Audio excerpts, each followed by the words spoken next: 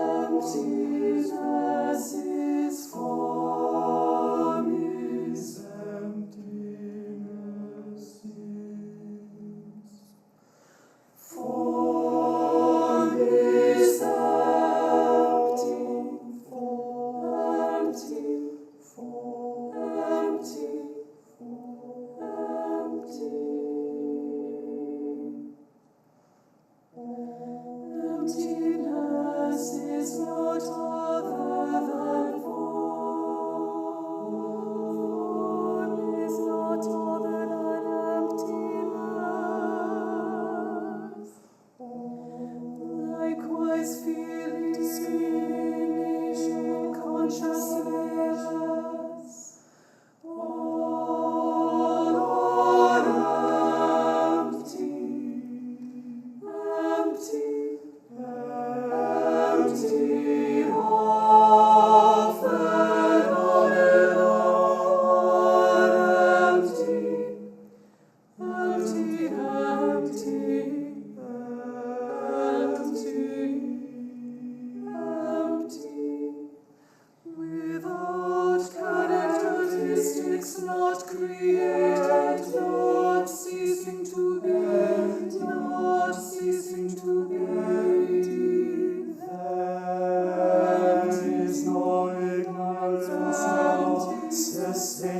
cessation of ignorance.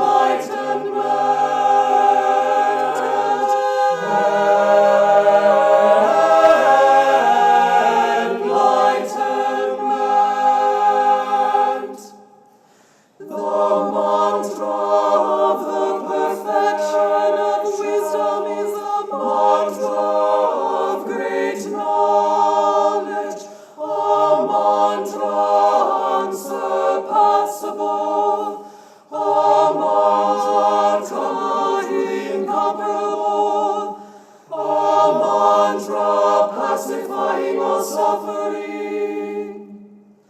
not false.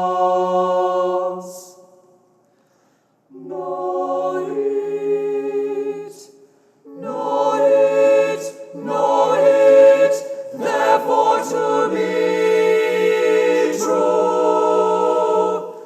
The mantra of the perfection wisdom. Ta, da,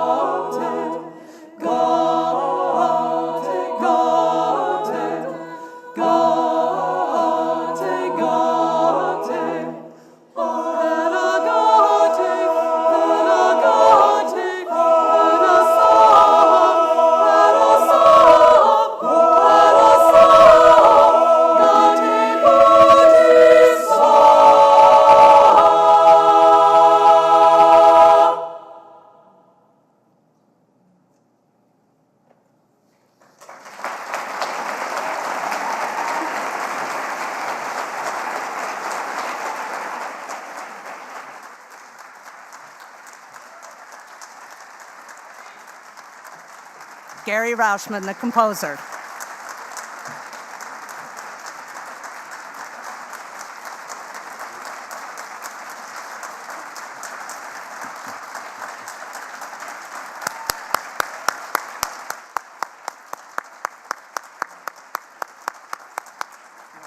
Good job. Beautiful, thank you. Heart opening.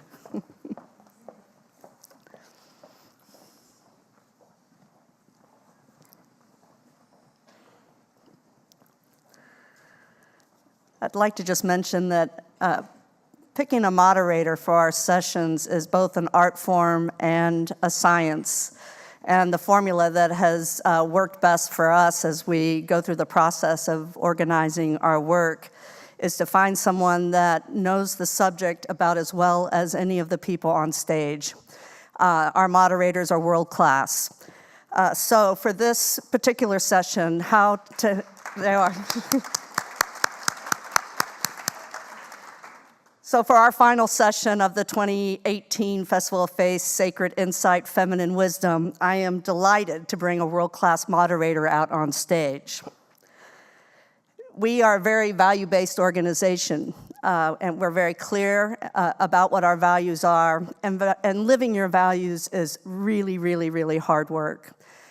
My friend and colleague, Halida Haddock, who is the moderator for today's session, is a two-time Iron Woman completer, one of the strongest people I know. And she goes to the work of helping us unpack our values of living sustainably and responsibly on this planet.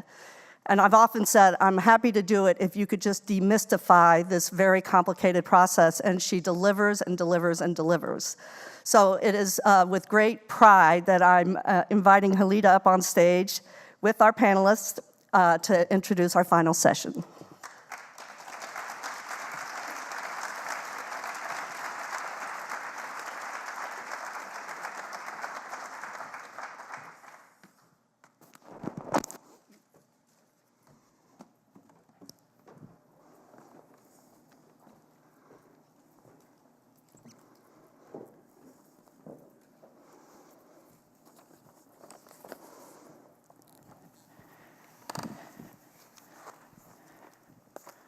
How lovely.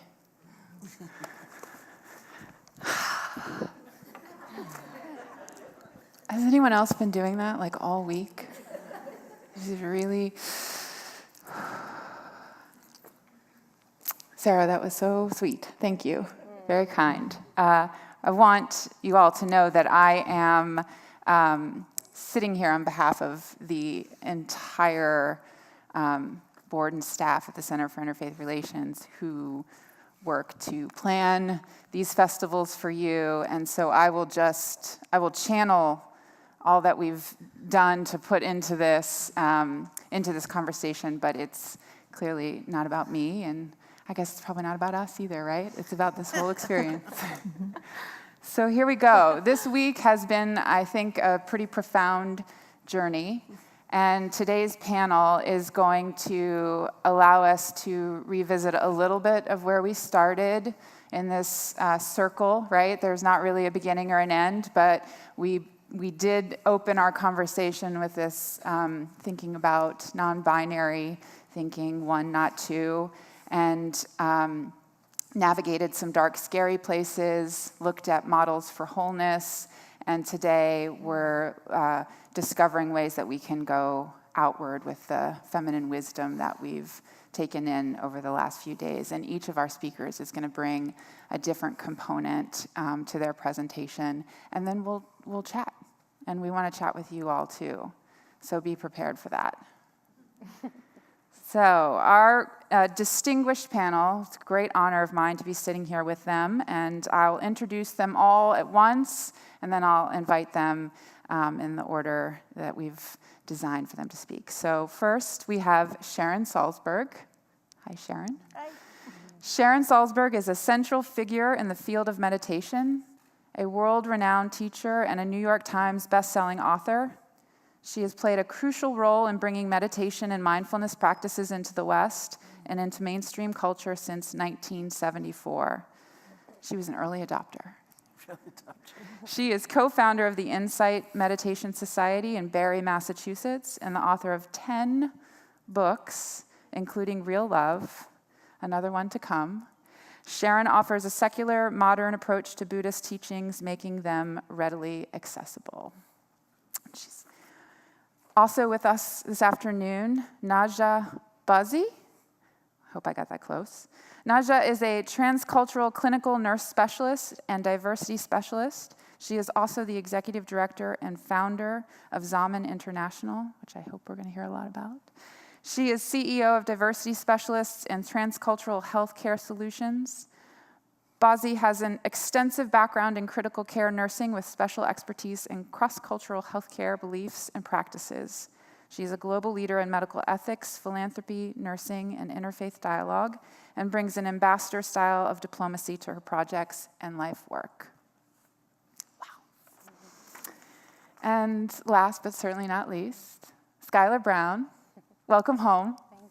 Thank you. She's a native Louisvillian, so welcome her back. Skylar is a futurist, facilitator, and communications strategist. Her company, Sightful, provides insight, strategy, and training to create conscious organizations and support visionary leaders in the corporate world and in social justice movements. She was named one of Origin Magazine's 100 top creatives and has taught social innovation at the School of Visual Arts. Her work infuses contemporary business practices with mystical and feminine wisdom principles. So that is our panel, and I would like to invite Sharon to begin. Thank you. Well, when my book, Real Love, came out, my assistant designed a temporary tattoo that people coming to book signings could get, and it said, "Love is real." And I think of that because when we think of kind of feminine qualities, we think of love, maybe kindness, compassion, sort of the squishy things. And it's not necessarily a common belief that these are real, these are powerful. These are strengthening, these are clarifying. We can often think of those very qualities as sort of weak or sentimental, or I've often felt like in our society, that clock's not moving down, so I'm just going to keep talking. In our society, thank you. Oh, he's going really fast now. Slow down. It's not real. Time isn't real. That's funny. I've often thought that we might consider something like kindness sort of a secondary virtue. Like if you can't be brilliant, male quality, courageous, wonderful. It's like, okay, be kind, it's nice. It's not great. It's good, though, but it's not great. And yet, I think it is of greatness if we really think about perhaps someone in our own lives who has been kind. We don't think of them with sort of like a little bit of scorn or pity. It's a tremendous gift. And so part of what I see happening really is kind of the revitalization or the renewal of the understanding that these qualities are powerful. It's not maybe the common ethic, the common maxim. I think I once sort of semi-ruined a young woman's life. I was co-presenting a 6-day program, and the first night I got up to the microphone and I was talking about that rather ludicrous phrase, it's a dog-eat-dog world. But isn't that what so many of us are taught, It's up to you. No one's going to help you. And so don't you help anybody else. Squash whoever you need to squash on your way up. It's endless competition. You're all alone. Anyway, I use the phrase, it's a dog-eat-dog world. And this young woman came up to the microphone and she said, I never knew that was the phrase. I always thought the phrase was, it's a doggy-dog world, like D-O-G-G-Y, D-O-G, like puppies jumping up and down in meadows, She said, what a horrible phrase. And then 6 days went by, and it was the closing circle, and she got up to the microphone, and she said, I refuse to live in a dog-eat-dog world. I'm going to live in a dog-eat-dog world. Okay. But what a moment in time, to kind of recapture the power of those very qualities. And the other great controversy I found is I teach quite a lot of a particular meditation technique called loving kindness, is that it's very odd to us to think that these qualities can be trained in a way, they can be strengthened, they can be cultivated. I think we might think of something like compassion, for example, as a gift, and you either have it or you don't. And if you don't, you're out of luck. Whereas really, certainly in terms of Eastern psychology or Buddhist psychology, these qualities are absolutely trainable because they're emergent properties of how we pay attention. So this is what's real for us day to day, in fact, moment to moment, conversation to conversation. How are we paying attention? And the first question is, what are we paying attention to? So let's say you're the kind of person who at the end of the day, you sort of evaluate yourself, like, how did I do today, let's just say. And maybe you're the kind of person who pretty well only remembers the mistakes you made and the problems you had and where you didn't show up the way you wished you had or whatever it was. So much so that your whole sense of who you are and all that you will ever be just collapses around some really maybe stupid comment you made at lunch. There's a process of actually not denying the problems and not living in a world of pretense or hypocrisy, but there's a process of stretching, acknowledging that's not the whole story. What happens when I pay attention to the good within me or the good that we are all capable of? What happens when I pay attention to the 5 great things I also did this morning or the gifts that have come to me, right? It's a stretch.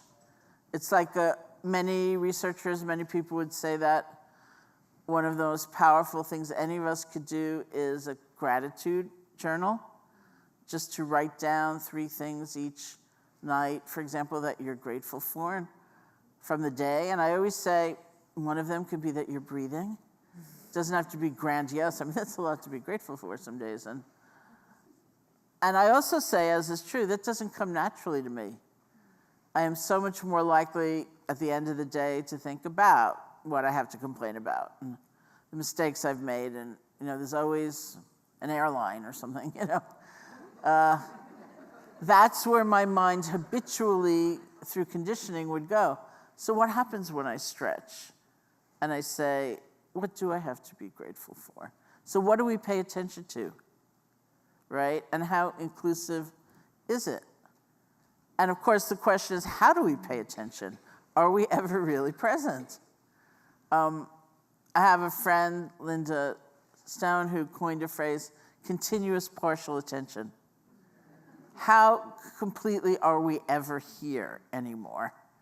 You know, we're talking to maybe a stranger, and we're not really listening, or we're not really looking at them, and we're not really taking them in. We're thinking about the email we need to write, or something like that. And if we realize that, interestingly enough, it's the same gesture we do in meditation practice. We realize we're scattered, we practice letting go, and we come back.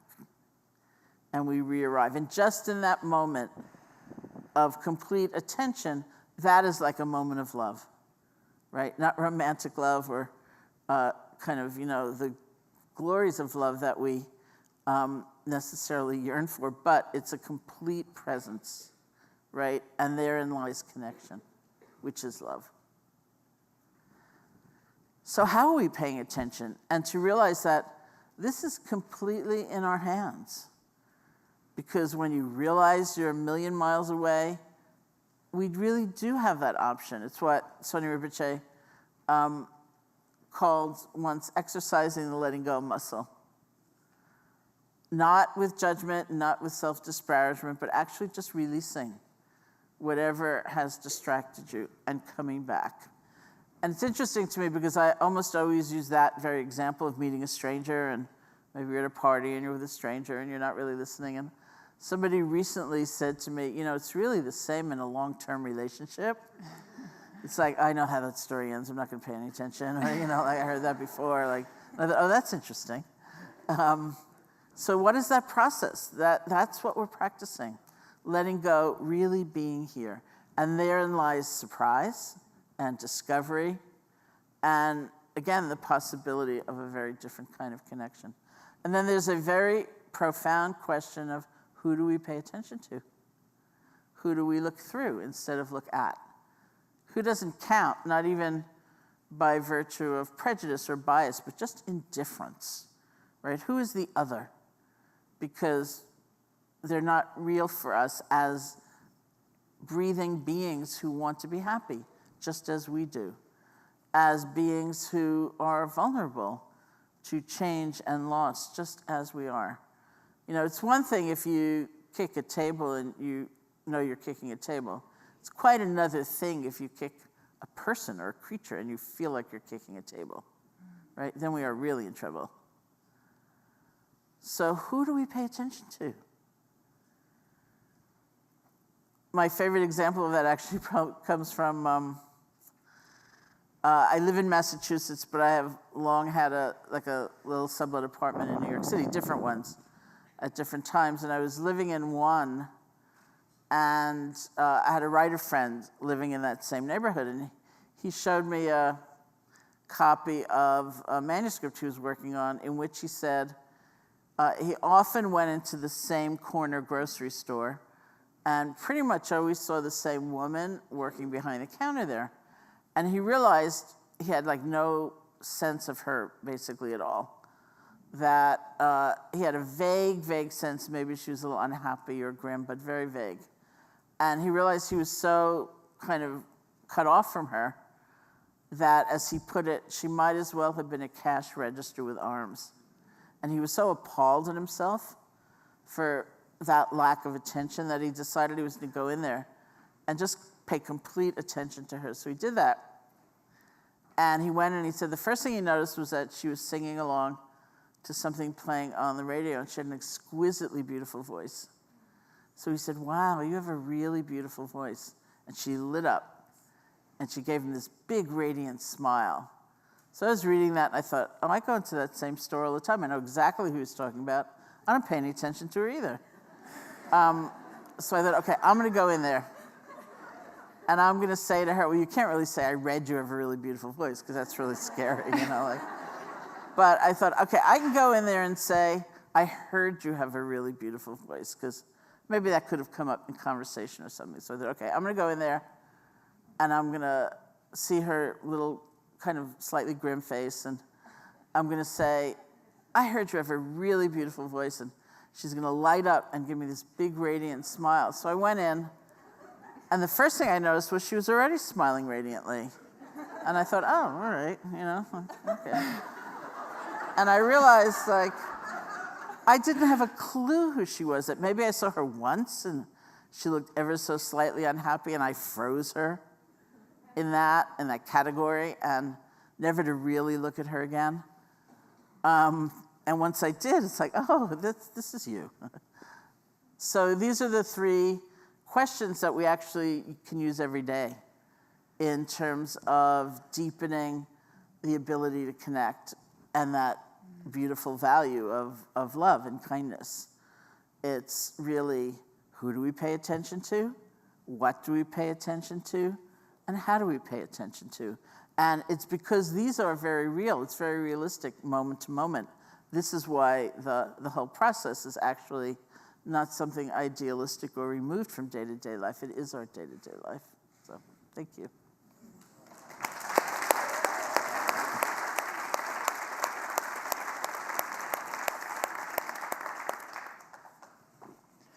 Well, you kicked us off with some really great tools.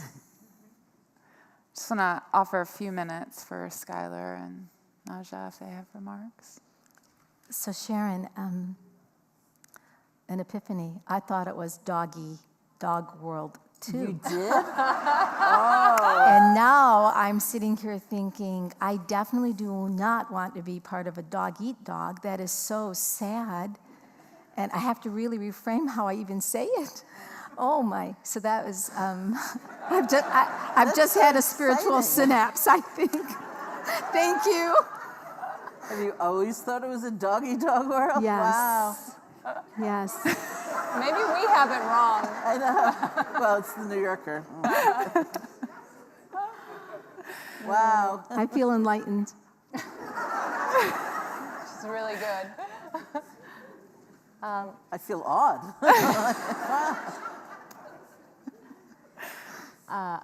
I was struck, Sharon, by your comment that people often think these are qualities that you're either born with or not born with. I come up against that a lot, like in the corporate world, peddling things like emotional intelligence or empathy. One of the resistances is, well, we hire people for that, and they either have it or they don't. And so I don't know if you could speak just a little bit more to, like, what you would say to someone who was saying that. Usually, in times I've gone into organizations to teach, one of the early questions I ask is, how many other people need to be doing their job well for you to be able to do your job well? Let's maybe revision the dog-eat-dog world mentality into an appreciation of what is actually true, which is interdependence. And it's from that kind of clear seeing that this is true. This is how it actually operates. It's not superimposing some highly emotional, unreal state on how things actually are. It is how things are. It's out of that I find the sense of empathy grows, because there's a different sense of us and them and we that actually develops. So we have a practice. Now we'd like to hear a little from Naja Bazzi. Yes. I am going to stand because I'm really suffering with the terrible back spasm. So I'm really thankful to whoever decided to make the living room look nice and place the pillows here. But I do want to apologize in advance, because in my subculture, an Arab American, we do not give our backs to people.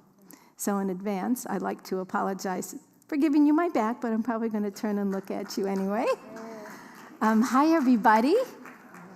Assalamu alaikum. Peace and blessings of God be with you. And a big thank you for everyone who's put their heart and soul into organizing this, and for the skies for hosting us and bringing us together if we flew here in the roads, for driving us here together. And I think sometimes we don't think about those moments that somebody constructed those roads and that God built that sky, and that those are highways for us, both spiritual and physical. So I'm to talk to you about Zaman International, but I don't think I can only talk to you about that. Zaman actually means time. It's a very lofty Hebrew and Arabic word.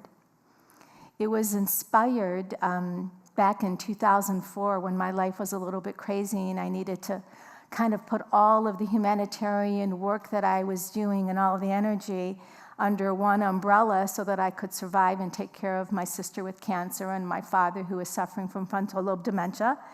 And when I went to the lawyers, I was calling it Salam International, which means peace, because it was post 9/11, and I thought, well, you know, hijab, it would be good to have something that people would see as peace. And, you know, I used to say in these early lectures, see my smile, not my scarf. Let's think about what's in my head, and let's talk about that, not what's on my head. And I always wanted to go around doing this. I thought, okay, let's do Salam International. And I felt this inspiration. Whether you call that feminine wisdom or whether we call it inspiration, whatever it is, as a nurse, we know that we have this sixth sense. And in that sixth sense, there's a voice that happens to you. And it comes sometimes from training. It's an intuition. And I kept hearing Zaman International.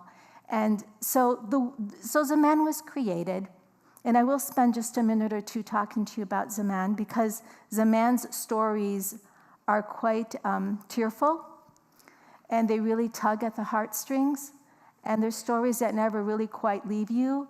But with the clock ticking down at 9:35, I can't do it justice. But I will tell you that Zaman started because of an infant baby that was dying, and I negotiated a deal with the hospital so that the family would not have to remove the baby from a ventilator. And it was a refugee family who had already suffered tremendous loss and then immigrated to the United States and felt a tremendous amount of distrust of the healthcare system and so on and so forth. And I just wanted them to be able to live knowing that they had not pulled the baby off of the ventilator. And miraculously, hospice took the baby. We took the baby home. And when I went to visit this extremely poverty-stricken family, and I grew up in poverty, I kind of grew up in the immigrant ghetto, is what they would call us, but never knew we were poor. They brought me the baby in a laundry basket, a white laundry basket with new towels.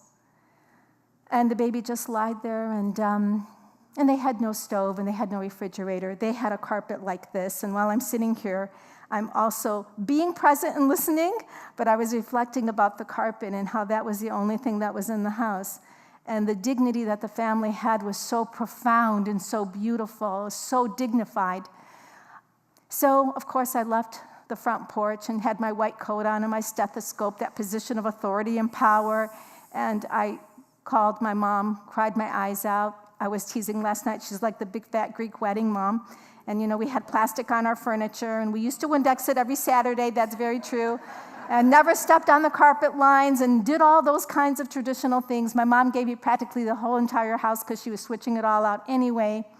From that story, a U-Haul, my 4 children, myself, and then a whole bunch of youth, we began to do this refugee resettlement work. And so we had a program that was named after one of my patients who was dying, and I wanted to leave him a legacy. And so that became a refugee resettlement program. And then fast forward a couple years later, believe it or not, I happened to sadly find over 220 infants and fetuses that had not been buried, and this was 2002, and that was from 1995. So we created another program called Plots for Tots.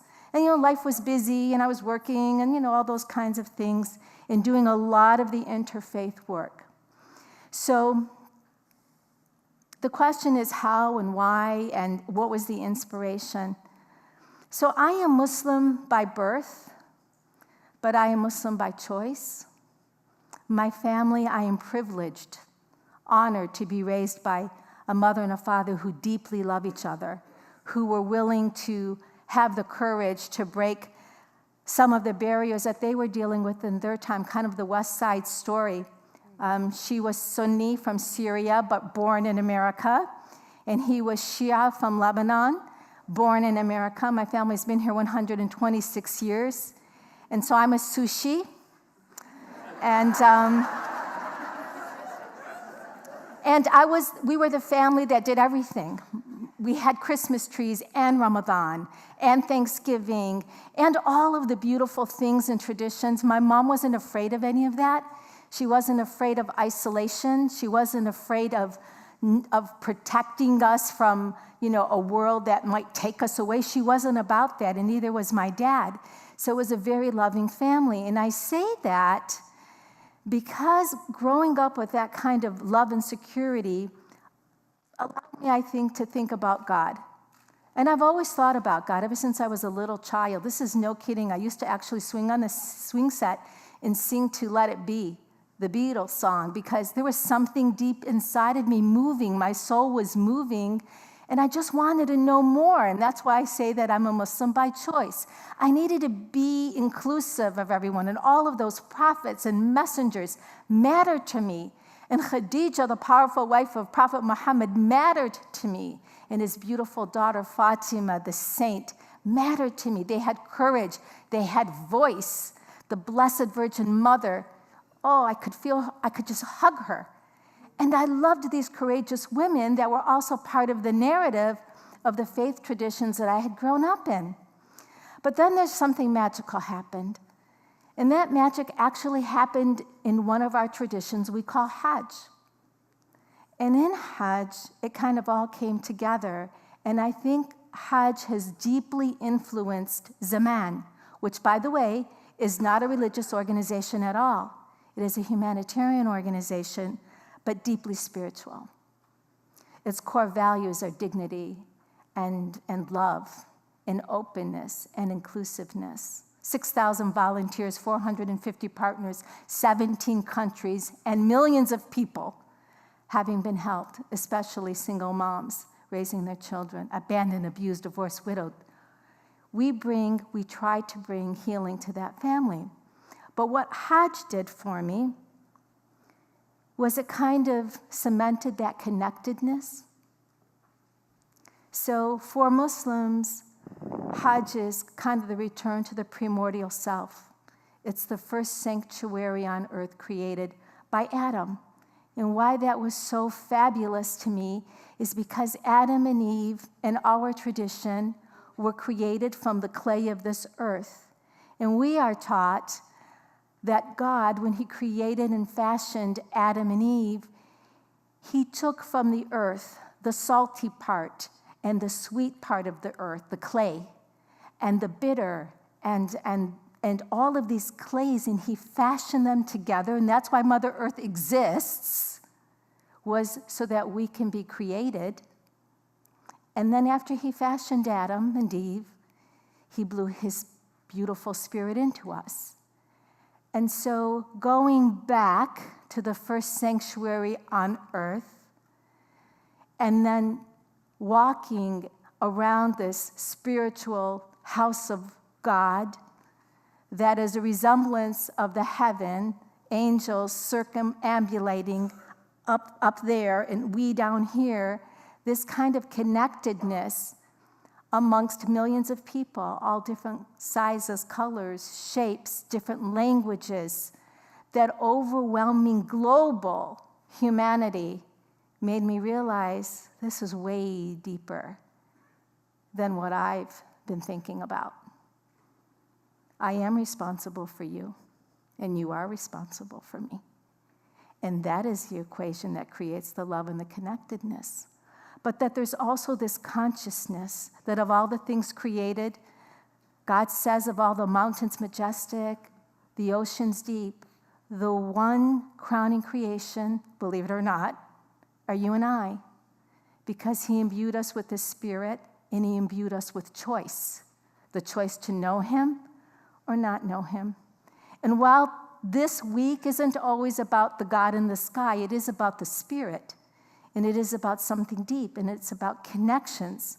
But that consciousness creates choice. And in that choice, there's power. So I also, in my early years, did open heart surgery, and I do a tremendous amount of end-of-life work. And I can tell you that that human heart, this sanctuary that is capable of containing so much love and so much hate, this is fascinating to me. But I personally believe, because I've seen it across all cultures, all religions, when someone is taking that last breath or two, that domain, something magical is happening in and around that person. It's not something I can quite explain in words, but anyone who does end-of-life work knows what I'm talking about. There's a wisdom that comes into being, and maybe a conscious or unconscious, or I'm not quite sure, surrender, not in a bad way, in a very powerful way that allows us to move from one existence to the other. And so when I bow my head down to the ground, frontal lobe is where your consciousness is, it's when decisions are made. We as Muslims were actually paying honor not only to our Lord, but to the very earth we're created from. And when that earth splits and it houses my body, I am returning to the Mother Earth. The choice is to embrace it and to care for each other. And I don't mean this in a soft and fluffy way. I mean it in a concrete way. When you see an injustice, you fix it with your hands. If you can't fix it with your hands, you should speak out against it with your tongue. And if you can't speak out against it with your tongue, you must condemn it in your heart, and that is the weakest of the three. So there's a call to action to take care of each other, to really be one human family, because that ultimately was and is perhaps the divine plan. The test isn't in how much we can hurt each other. The challenge is in how much we can love each other. And that is really the choice. I thank you so much for your time. Bless you.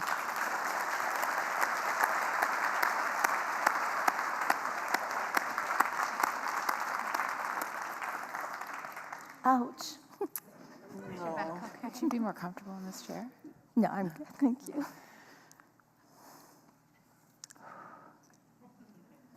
So you've touched on the theme of certainly the festival, but also today in particular, we have had spent the morning talking about love. And I just want to say that to hear you tell the story of the gift that your parents gave to you with providing that love and security as a starting place is profound. And I guess I offer out there to the world a reminder of the power of love and our ability to practice love, to cultivate love, and that informs this outward work that we do, which you have so expressed in your work. I'll let Sharon in.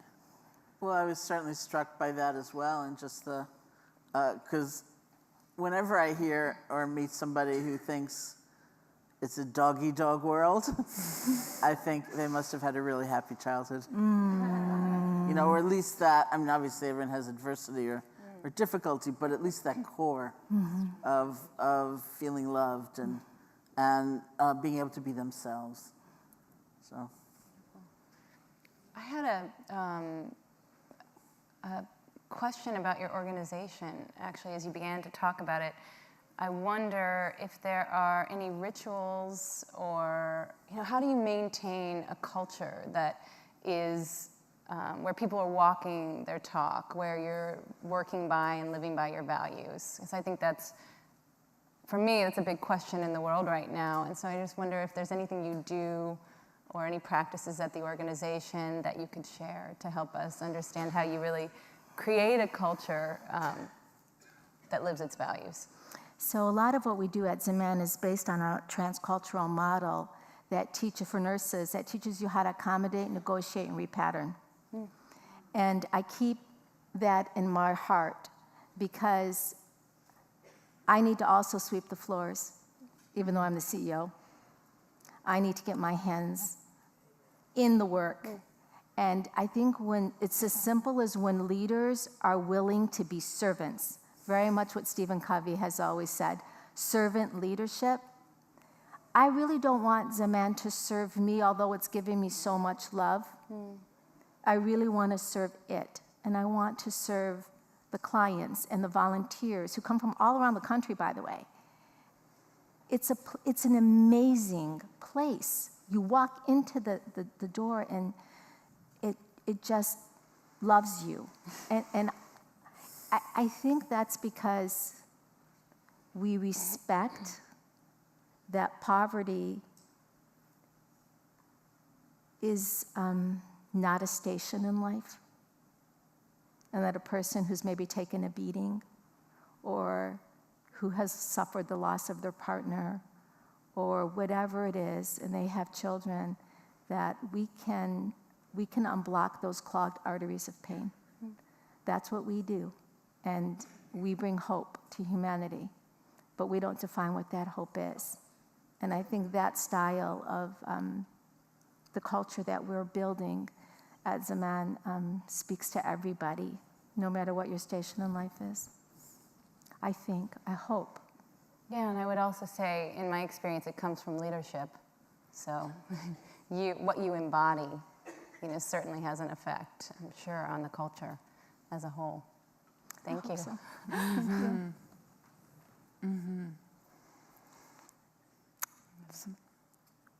Feeling good? Yeah, let's go to Skylar. I'm also going to stand. I'm freezing. Is anyone else cold in here? And I have to say, I find it very difficult to be in my feminine when I'm chilly. It's much easier when it's warm, but I think I'm going to get warm as I speak. So yes, I am back home. Literally, I grew up in Louisville, Kentucky. So wow, so this is a little trippy, this experience, actually. And I thank you for being here with me. I've been here since Thursday and in the audience, so I've been in your seat all week. And God, I've just been crying and laughing, and the person next to me, like, oh my God, did you hear that? And so I really have been appreciating what a container has been created here in this space. It's just mind-blowing. So to use the alchemy of this container, I'm just going to tell you a story about integration that I experienced.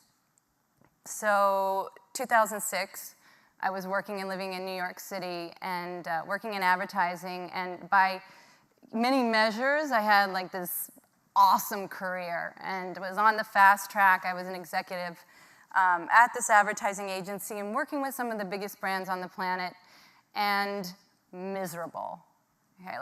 Completely unhappy in that deep, hungry ghost kind of way that we heard about this morning. And I had found yoga and I had found meditation, and Sharon, do you know one of my first meditation classes ever was with you in New York City at the Shambhala Center. Yeah, that was, actually I think that may have been my first actual class, so this is really another beautiful circle completing. But so I had found a spiritual path, and I was working in advertising. It was very much a double life. And I was awakening to the fact that my values and the values of the culture and the system that I was working within were completely at odds, and becoming increasingly more so. And there was a series of comical events, because the universe has a great sense of humor, where I had become vegetarian, and immediately I was asked to be on the Outback Steakhouse pitch. And I was like, oh. And at the time I wasn't drinking alcohol, and then they put me on the vodka pitch, and I was like, ah. Oh. And then the final straw on the camel's back was I had become very alarmed at the environmental crisis, and I was asked to be on a pitch for ExxonMobil.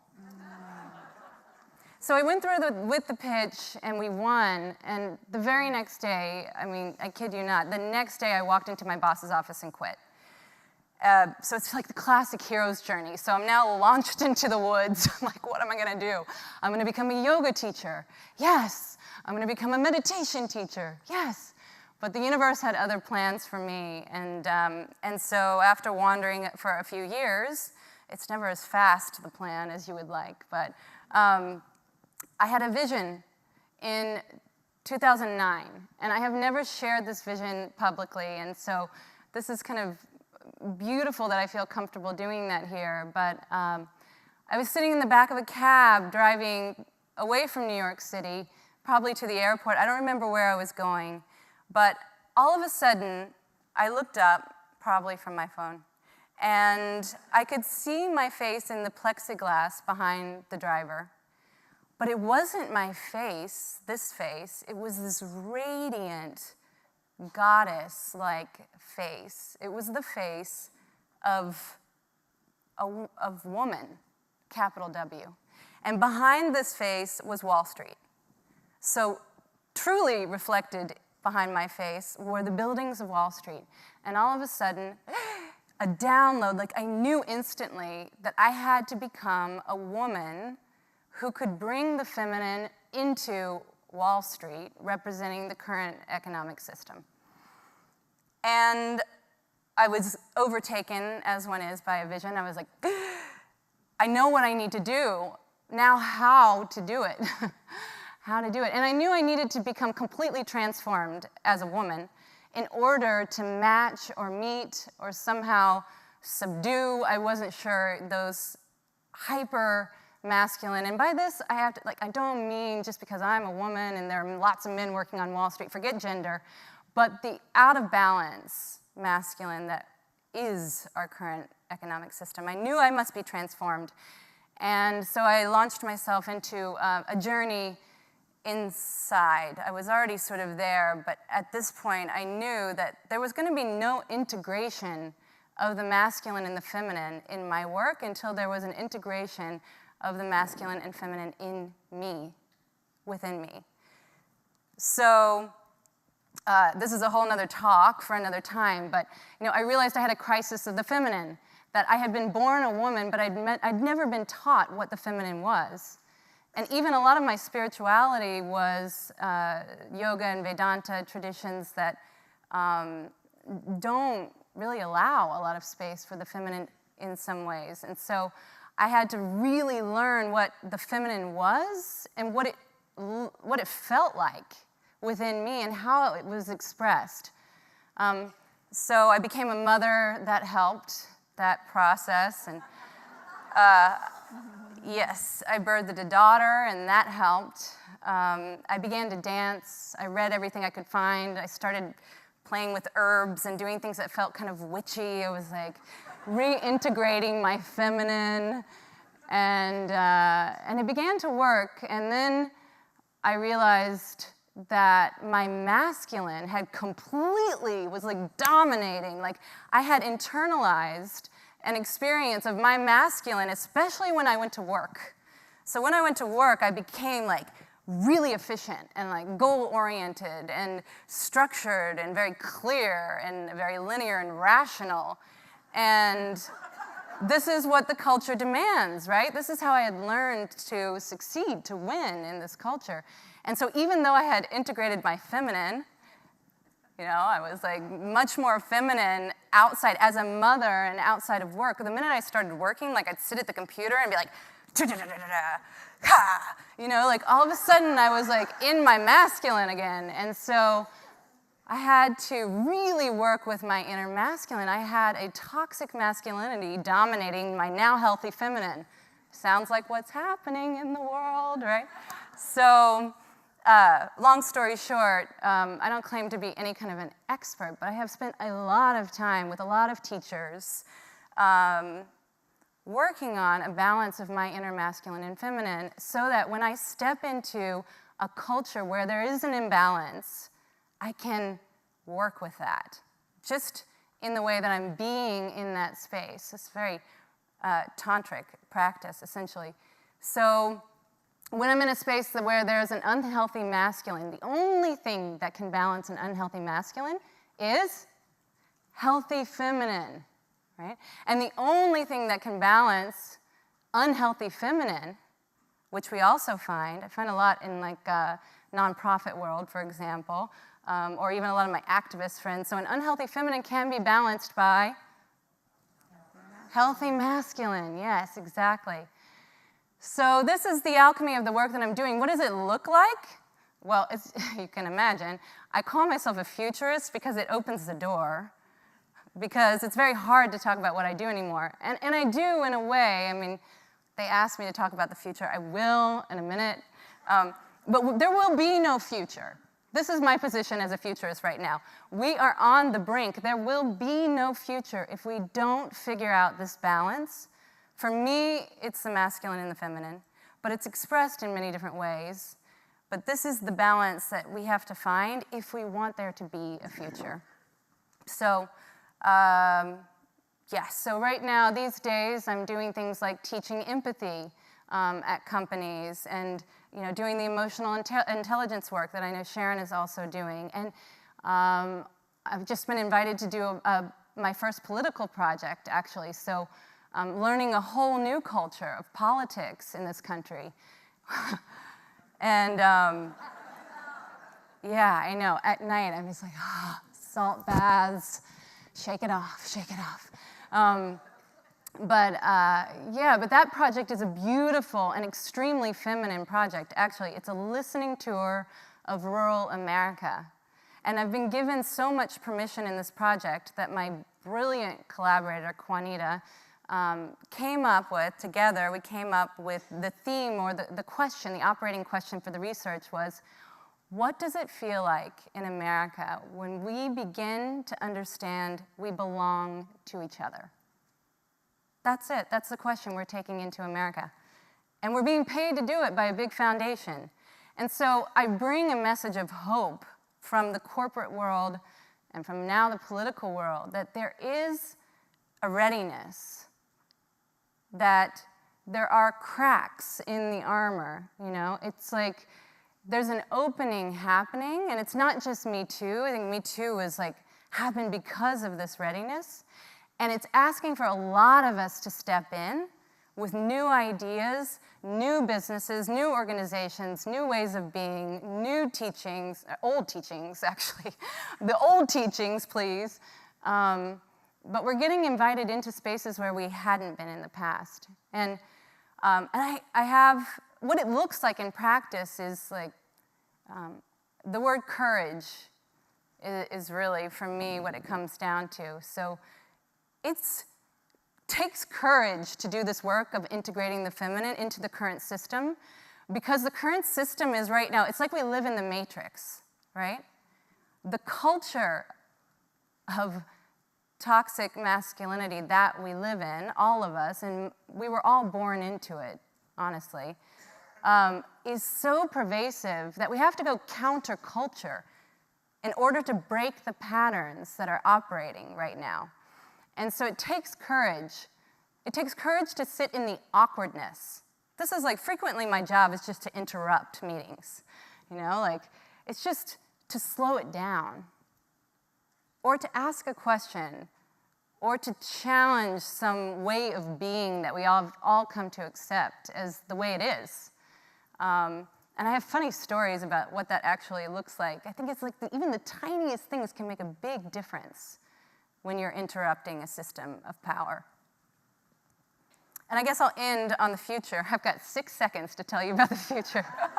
I'll sum it up in these 2 words. This is 3 words, okay. The modern ancients. We are the modern ancients. So not only are we integrating the masculine and feminine, but we've heard it so much on this stage this week, this primordial, elemental, this deep way of being, the spirit of the depths and the spirit of the times, right? We're not going to regress. We're not going to go back to certain ways of living, but we can call on that wisdom, and we have to. Rinpoche said it this morning. We have to be the modern ancients. So that's my vision for the future right now. It's just, what does that look like? What does that conjure for you? Thank you. Thank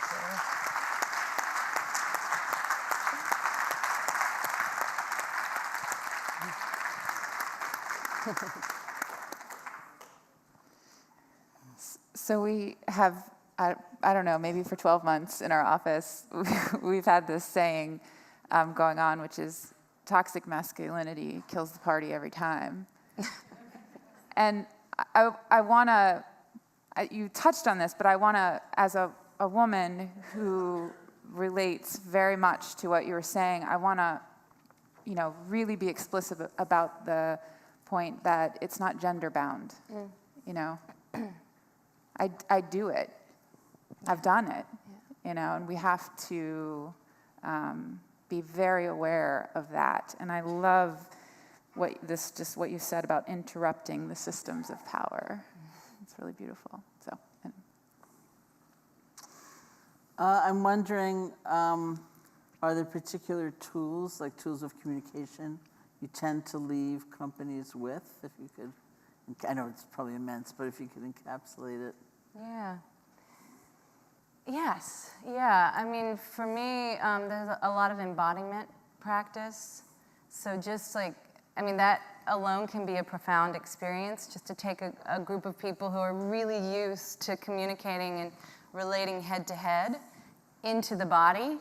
And there's a big trend in that for a reason. So, there are embodiment practices that we do, and then a lot of deep listening, a lot of transparent communication. So it's very simple, simple inside, complex outside. Very simple, but sort of helping people understand how to communicate more transparently and how to relate with the whole of our being. And then the other thing I will say, because this is just really important to me, is intuitive, re-educating, especially women, but inviting them back into their intuitive knowing. So some of the games that I play, depends on the culture, but are really funky, fun. It's like the kind of stuff we used to play at slumber parties in a way. It's like, okay, so sit and with a stranger and, for a few minutes without talking, just channeling, just intuiting. What about this being? And just helping people trust that there are, as we heard so much this week, Woman Stands Shining just blew my mind. I told her that.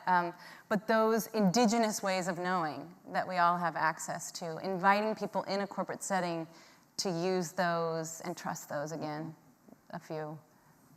Yeah.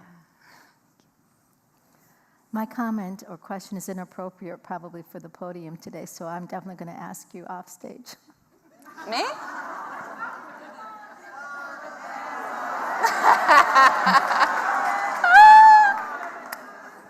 Seriously. The problem is I lead with my heart and sometimes I don't think. Wow. So let's just let me ask it this way and then we can continue the conversation later. Do you think you will ever consult for the White House? Oh, whoa.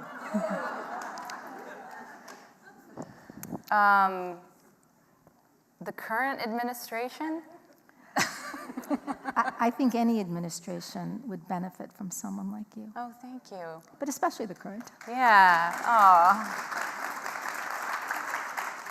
I will say this. One of the things that, thank you. It's just, for many years, especially when I was deep in my spiritual explorations, I still am, but most of my friends are spiritual people and activists.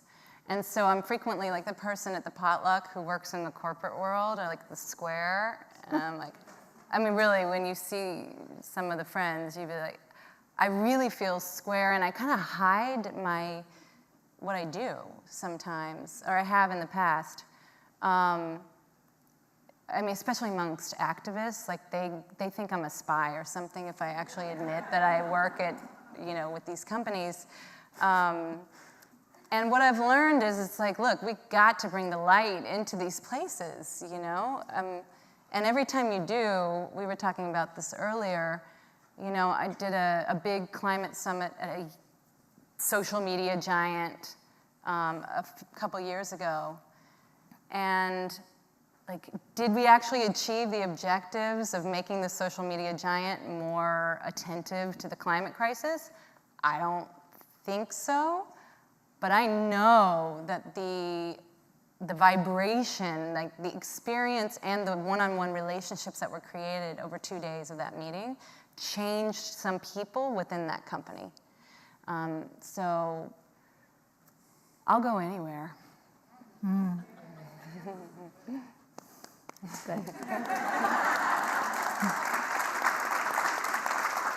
Good.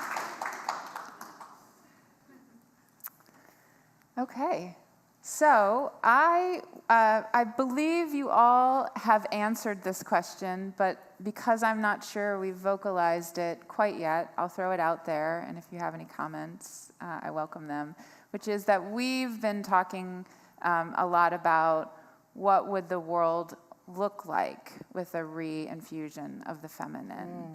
And I don't know if in a few sentences you all might address that.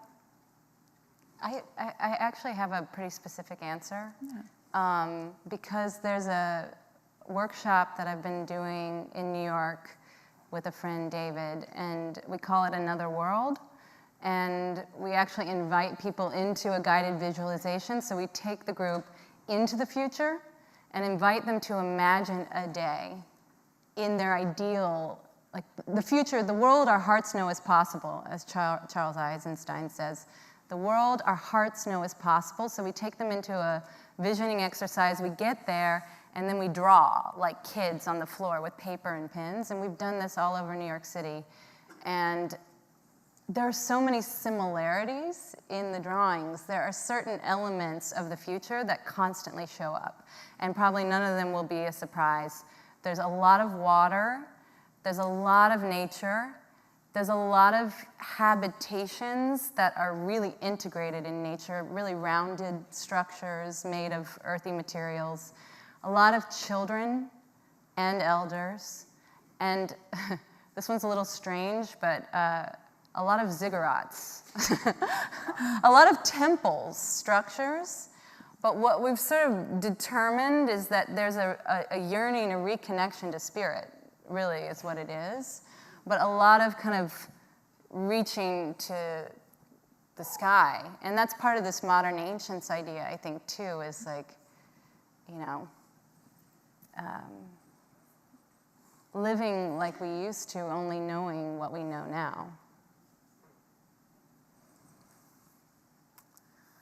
Well, I think I was here in the hall yesterday answering a question, and I said something about the biological response to stress being commonly known as fight, flight, or freeze, and that there is another response that has been researched and not so often talked about.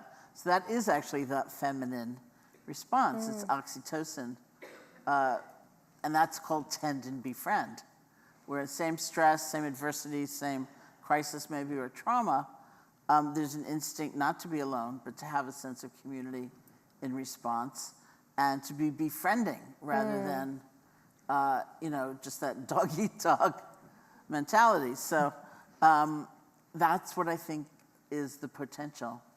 And it's within us, it's not make-believe. It's just more overlooked or neglected, but the potential is actually there. Love. I think because of the end-of-life work that I do, and I usually see people closing their eyes and taking their last breath, there's this real awareness that has come to me about looking into someone's eyes. And I just honestly believe that when you really look at someone, it's similar to what you're talking about earlier, that ability to actually look into someone and see your equal in humanity. That is where and that's not a gender thing. That's a human thing. And that idea of the next breath, and that we all share this oxygen, and we're sharing the same oxygen, and we're occupying the same space, and we drink from the same waters, and we eat of the same earth. I don't think that you could think about those things without really looking in someone's eyes. Because there's something about the eyes that are kind of, as they say, the door to the soul. And often when you want to objectify someone, you don't look at them. So I think stopping and looking at each other.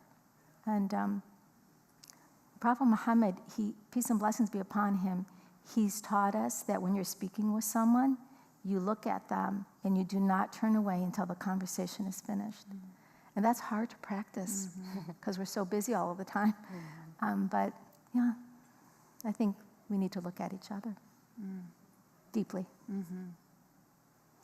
That's certainly been a theme, the seeing, the hearing, the truly listening component is a feminine, seems to be a feminine quality that's been going through this festival. So gratitude to all of you and to all of our other speakers and to our guests in the audience. I don't think maybe we'll talk a little bit about container because you mentioned it, but the container that's being created here and maybe mechanisms to create that container, in places, in your offices, in your homes, in, your friendships. I think that's an important, powerful thing. I know one thing for us that we do, and you see it through the interludes, that we infuse into the sessions, allowing you to go from your head to your heart, to your body, activating the wisdom within all of us, and also making, removing the divide of audience and panel as if the wisdom is just here. We know it's not. The wisdom is all over. And so maybe let's talk a little bit about containers before we open it up to our other wisdom keepers. I do believe the container is the heart. There is something about this organ. There is something about it. And I think that is the vessel. And since you carry it with you all of the time, I think that is how you create that connection. And I'm not trying to be, fluffy here. I really, truly believe this. And there's so much research about this organ we call the heart and its capacity. So that's what I think.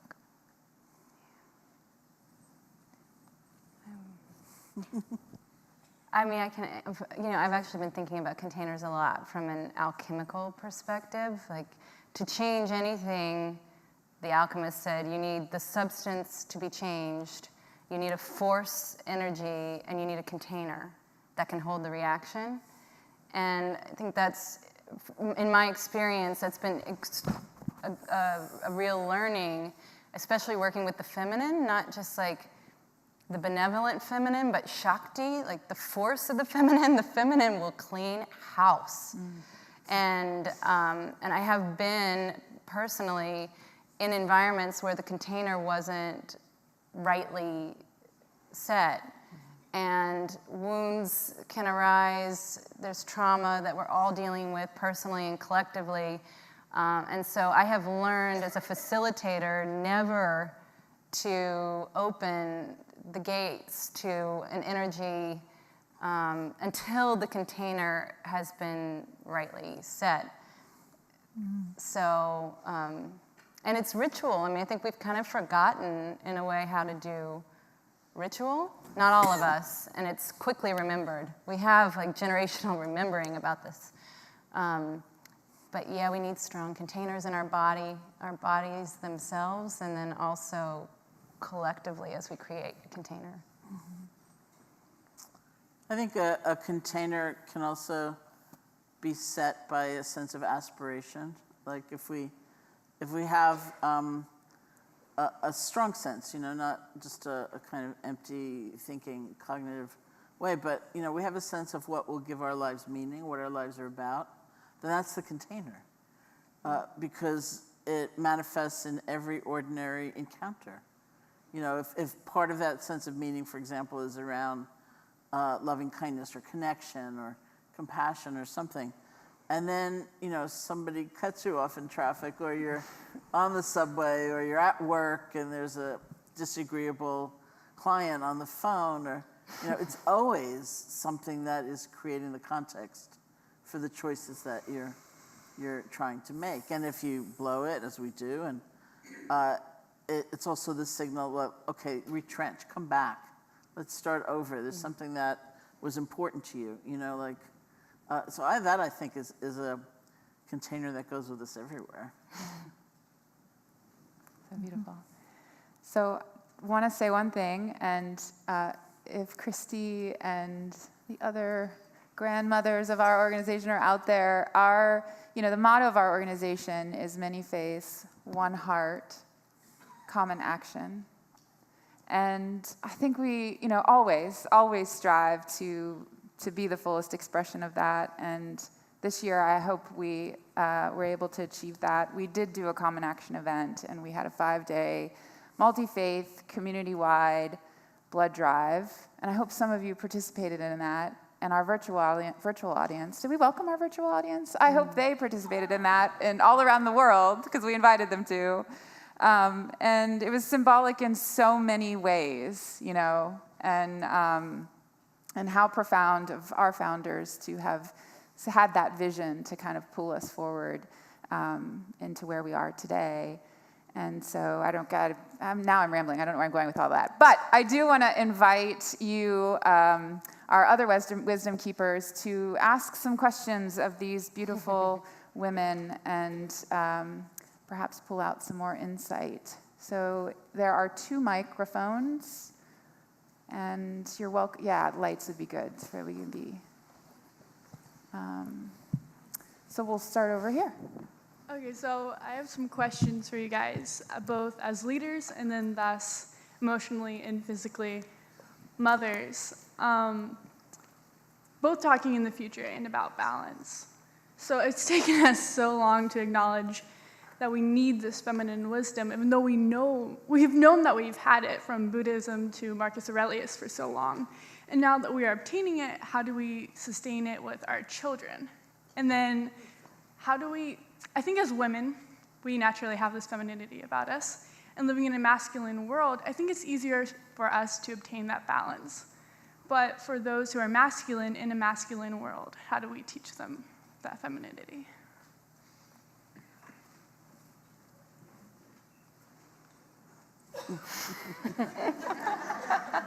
Did you mean masculine gender or masculine? I mean identifying gender. You mean gender, yeah.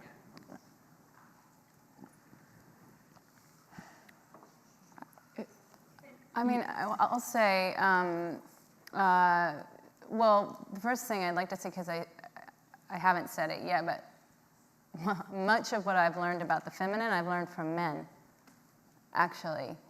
And I find that in a lot of my really successful partnerships with men, there's often a dance, but I'm frequently holding the masculine and they're holding the feminine. And then it will switch, and then it switches back. And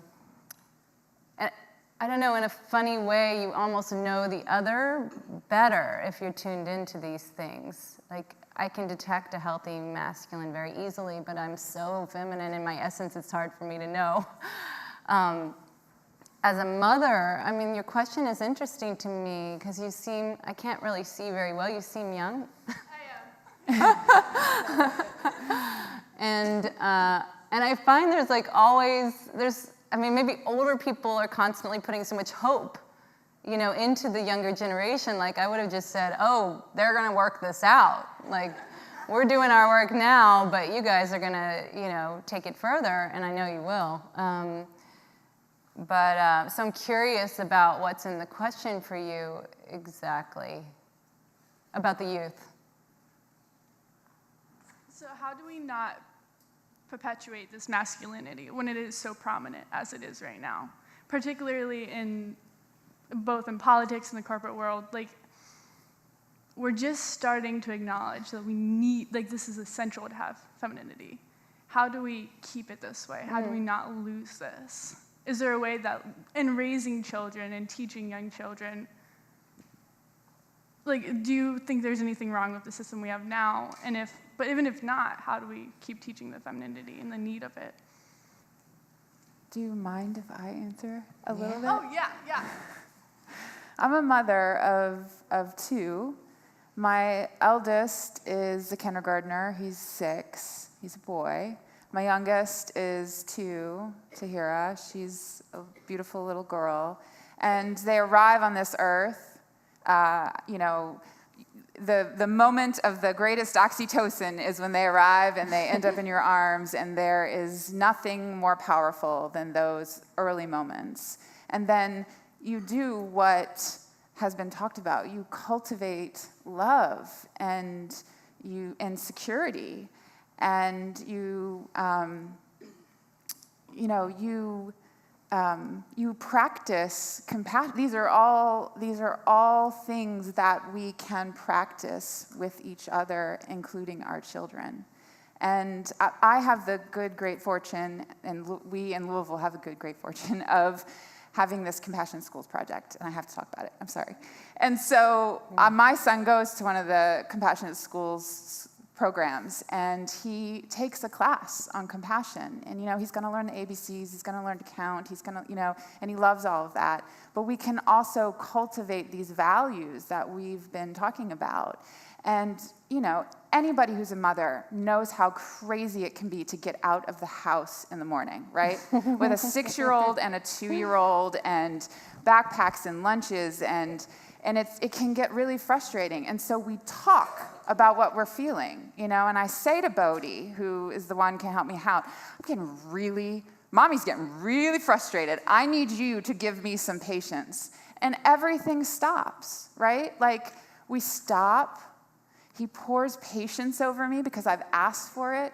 He recognizes perhaps what he's feeling, what's going on with him, and we have a moment, right? And we have a good moment, a good relationship. And I think it's a everyday thing. You have to remember it, and you have to go easy on yourself when you forget, and try to remember earlier next time, and love, right? Love.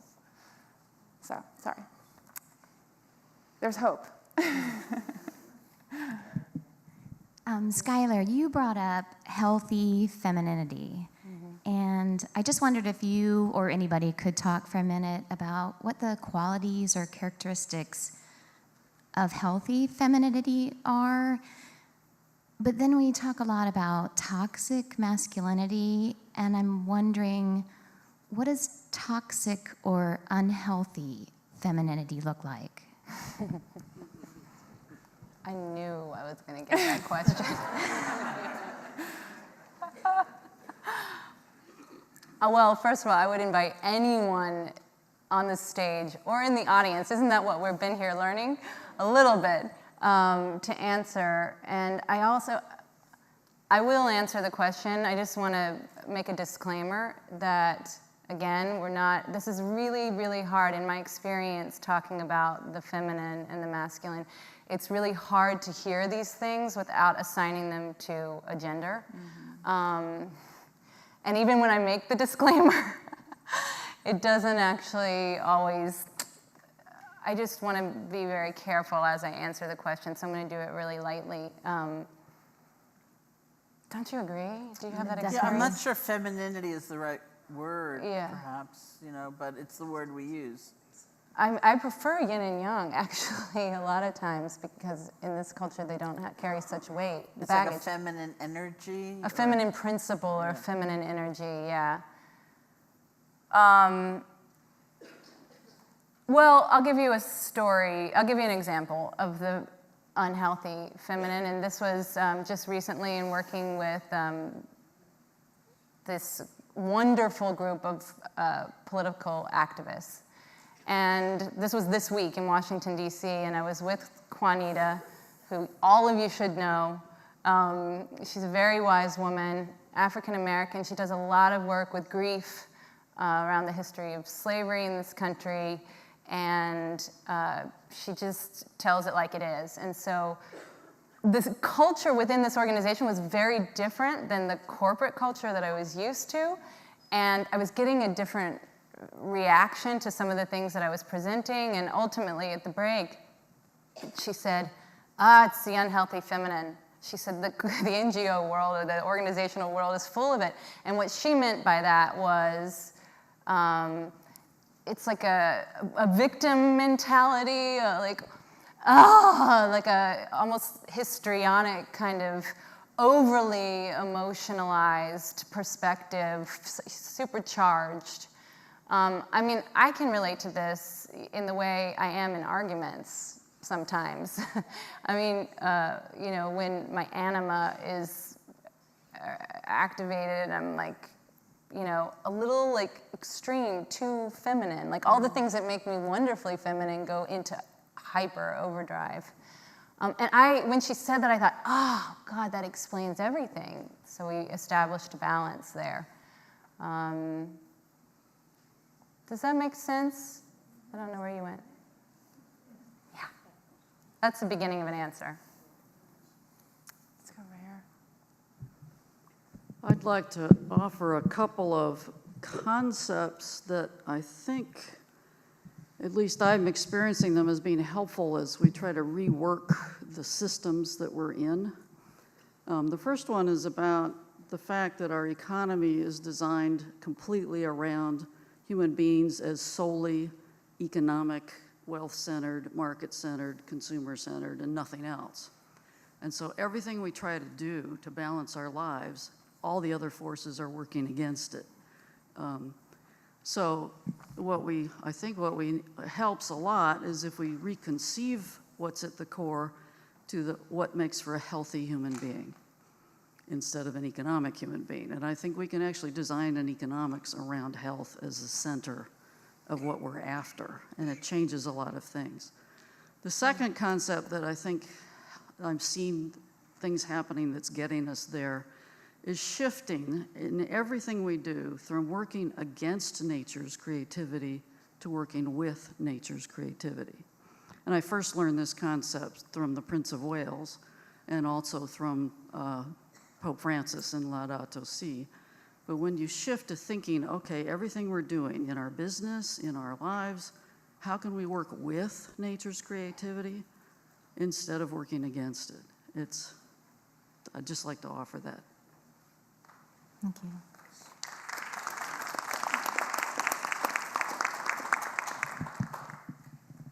We'll go over here.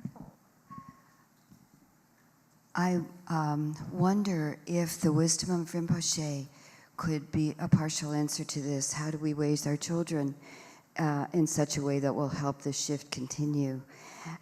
What if we accepted each one of them and saw in them that basic okayness that gets us away from all of this gender stuff, that says, how do you want to nurture this plant, this doll, this whatever?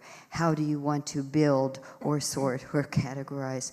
That we allow those children to tell us who they are and what they need and what they love and what is their gift, and that this is the way the natural healthy feminine, healthy masculine, anima, animus, yin yang, however you want to call that, will emerge because it's already there. And we just have to nurture it and listen for it.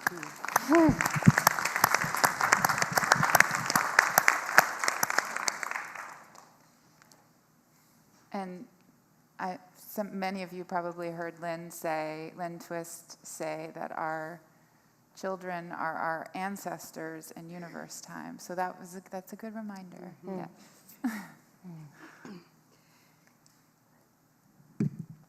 My father was a World War II veteran. My father was a very gentle man. My father never told us about World War II until the grandkids came along. And I think he wanted them to understand that it wasn't the glorious thing that we make it to be. And he told me and them two things that he was trained in when he went to camp to learn how to be a warrior. He was told, never, never look the enemy in the eye. And always refer to the enemy with some type of a negative slur. Never call them by name. To me, those are the keys to help us learn how to be in peace, because we could not kill another human, as you have said, if we looked them in the eye and if we called them by name.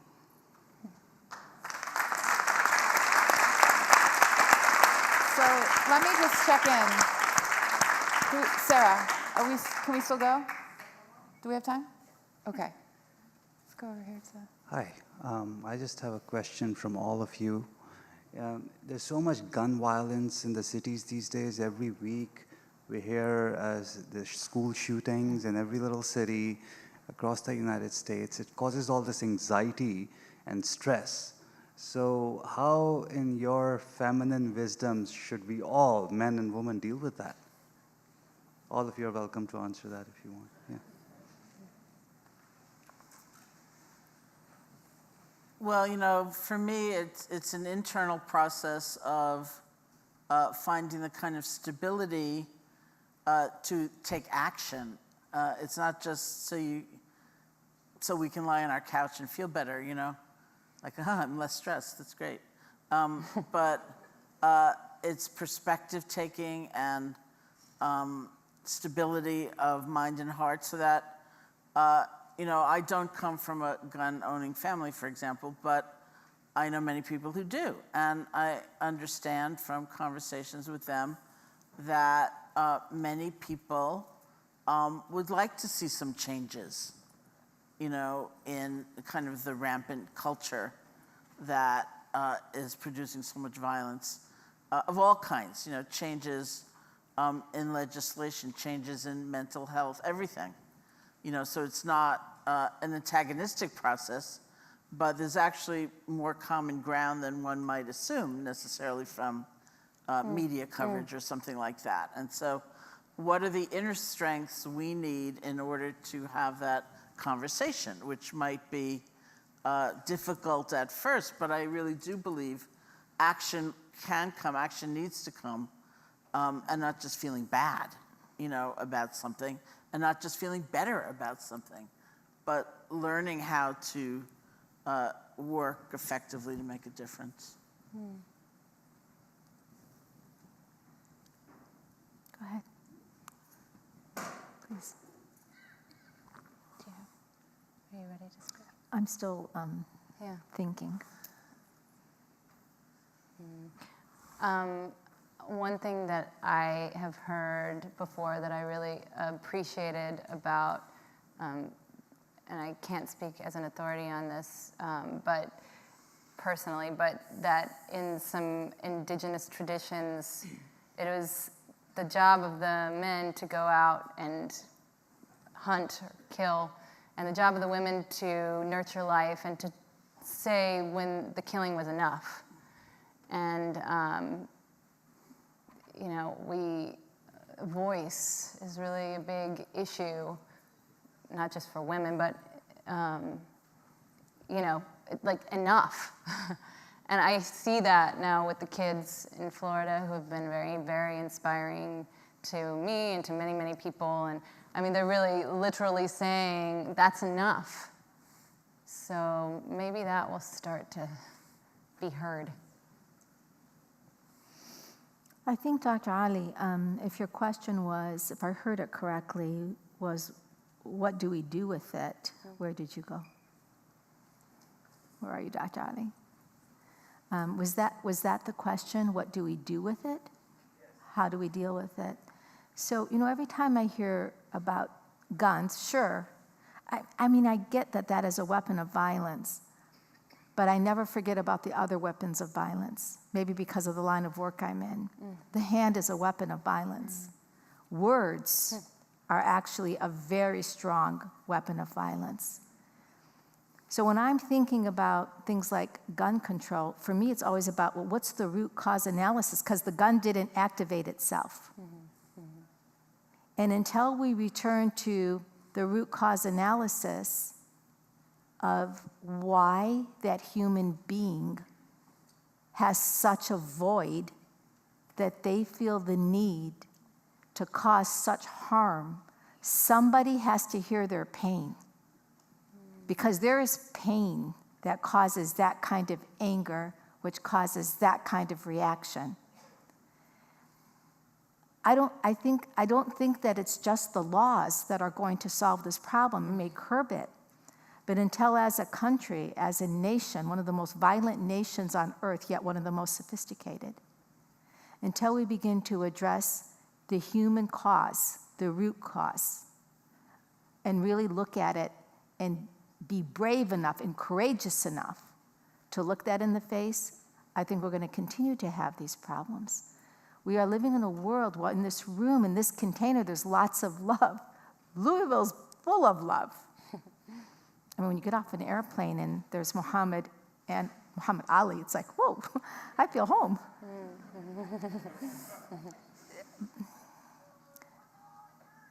But again, I think the legislation, and I think the young people will raise their voices enough, not just to call for control, but to call for a deeper reflection as to what's going on. I honestly think that the root cause analysis is a lack of love and a lack of support as when people are younger. There's tremendous anger. Maybe we're too busy to pay attention to the anger, so we just bypass it. Could I just quickly add, as I've tried for a few days to express something about what all of you are talking about having voice, about what's not recognized, kind of the shadow side. And it seems like, and also this question about how do you raise a good little boy and good little girl. And I just think that the mention of the animals is so important, and how it's pushed aside the industrial breeding of animals and how so many are killed and murdered every year, 1,000 billion marine animals every year. And somehow I think if this were reclaimed as part of our nature, like you were saying, it's included in those drawings that you're doing around New York City, the nature and the thing. I just think animals are a way to connect. Just like to say that. I do have a final reflection about the young woman who asked about raising children. I have 3 boys and a daughter. I have 4 magnificent brothers, beautiful uncles, beautiful men in my world. And I want to also be careful to not dishonor the men in our lives by making them feel that this has anything to do with gender. And when I even hear the question about how do you raise your children or your boys, it kind of hurts a little bit, because the fact that we are even thinking of boys and girls instead of raising human beings, the answer is in raising a good human being, not in raising a good boy or a good girl.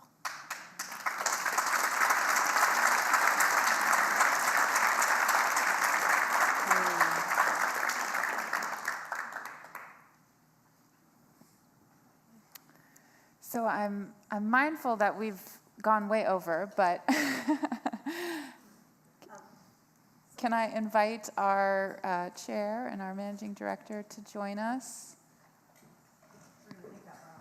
Oh, you're good at that.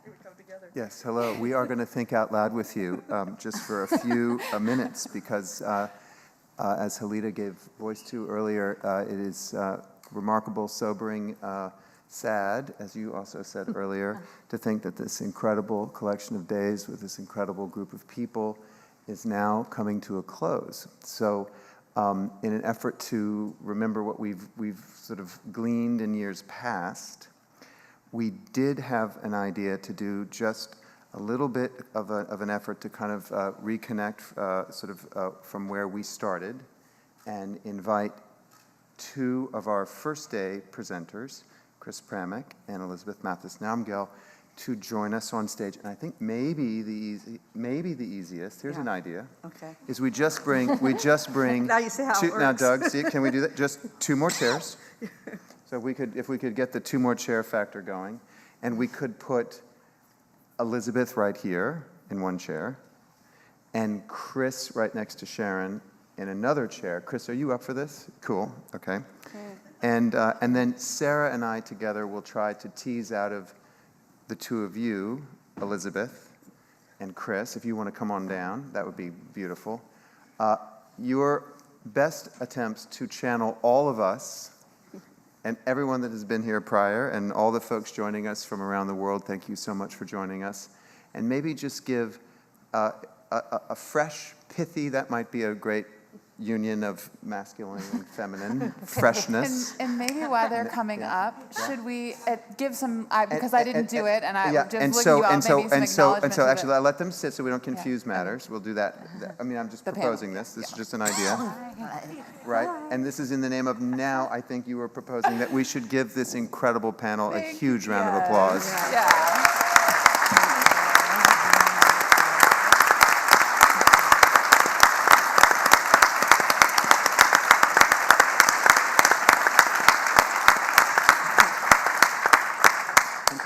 You to take this away for a second. You're gonna, I'll jump in. This is how it happens. He has the ideas, and it's like, you make it so. No, but if you could open up. This is behind the scenes in the festival. Well, I just want you to know, like, we sit around a round table, and it looks a lot like this sometimes. And we're mindful of your time. Let it be known. So, could you maybe ask Chris and Elizabeth some. I mean, I think we sort of said it. But, we did it, and this is kind of the alpha and omega of this process of creating an arc for the festival. We're very intentional about it, and 2 years ago, we actually had workshops with these two people. It's just so beautiful that you're the ones that are here right now on the sacred feminine concept. How did we intend to deal with gender in the context of balancing these feminine and masculine energies, and how could we make it accessible and relevant for everybody in the audience, no matter where you are in that gender spectrum. So I think it's really fortuitous that we have Alpha and Omega here. And maybe you can share with us, reflect to us, what was accomplished, knowing where we started, and what our aspiration is to do. Well, no pressure on me, huh? No pressure. No, I'd be honored to try to say something very, very briefly. Two kind of ideas have stood out across all the panels. That maybe two ideas that sort of unify. And one is Monica Coleman said the other day in her talk, she began by saying that fear of the dark is a learned behavior. And that we're all formed in the womb in the dark, literally. And that we have to be taught to fear the dark. And in a way, she was inviting us to enter into, to return to, as it were, the dark night of the soul, where so often beautiful things can be born. This whole week has been, I think, an invitation, as it were, the image of liminal space, of crossing boundaries. Limen, that word, beautiful word, limen means threshold, crossing over into a threshold that may feel uncomfortable. So even in the spaces in between people's struggle to articulate has been this beautiful, something beautiful has been born. So in a way, if fear of the dark is a learned behavior, then we can unlearn that behavior. And I think we've been doing that together. Monica said we want to, if we're going to be in the dark, we don't want to be in the dark alone. So this week has been that for me. And there was one other thought that I had that I can't think of at this moment. So I'll stop there. Thank you. Yeah, if I think of it, I'll throw it out there. Elizabeth. So much has happened in 4 days. I think I've been struck by, it's just been a really beautiful, enjoyable process. And the word that comes to my mind is it's just been very respectful. Everybody has been incredibly respectful and thoughtful, and it's had a very celebratory feeling for me, which is what I really hoped. I feel a lot of appreciation just for there's been so many women, and that's fun for me. I don't know, I cherish the tribe of my sisters and mothers and all the daughters, and that's very touching for me. But also just feel very strongly deep appreciation for men. and the men who are here, like you, Christopher, and Sokni Rinpoche, and that lovely man, now I forget his name, who was the mediator this morning. Wonderful, just so warm and cheerful and joyful. And yeah, for me, it's felt celebratory. And I also think, well, we started this with an idea, because I was put on the committee to come up with the name or the title or the topic. And I didn't know what was going to happen. And I was quite wary, in a way, of calling things that are aggressive masculine and things that are, because I've seen plenty aggression in women or softness and kindness in men. So I'm still a little bit uncomfortable with assigning gender names to those qualities.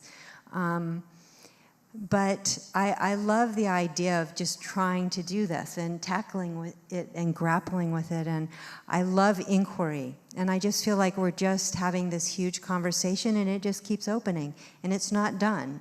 And it will never be done. And but it's been a fun ride.